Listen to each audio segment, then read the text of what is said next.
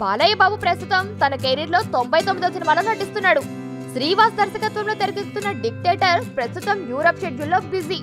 అయితే ఈ cinema promotion ని రొటీన్ కి భిన్నంగా ప్రారంభించాలని సినిమా యూనిట్ భావించింది. కానీ అందుకు ఆదిలోనే హంసపాదు అన్న చందంగా తయారైంది పరిస్థితి. వివరాల్లోకి డీప్ గా వెళితే బాలయ్య డిక్టేటర్ ప్రమోషన్ ని వినాయకుని ఆశీస్సులతో ప్రారంభిస్తున్నాం.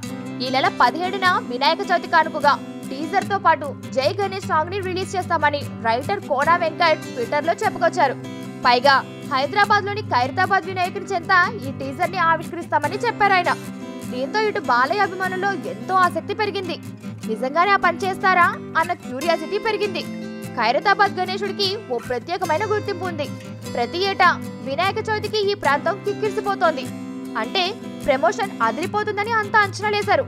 కానీ దీనికి ఉత్సవ కమిటీ అంగీకరిస్తుందా అన్న సందేహాలు వచ్చాయి. కమిటీ కార్యదర్శిని చెప్పిన దాని ప్రకారం ఇక్కడ డిక్టేటర్ ప్రమోషన్ కుదరదని అంటున్నారు. డివోషన్ ప్లేస్ లో ఇలా సినిమా ప్రచారం ఏంటి అన్న ప్రశ్న తలెత్తిందని చెబుతున్నారు. కమిటీని ఇప్పటికే డిక్టేటర్ టీం సంప్రదించింది. అయితే ఇక్కడ కేవలం పూజా కార్యక్రమాలు నిర్వహిస్తామని మాత్రమే చెప్పారు.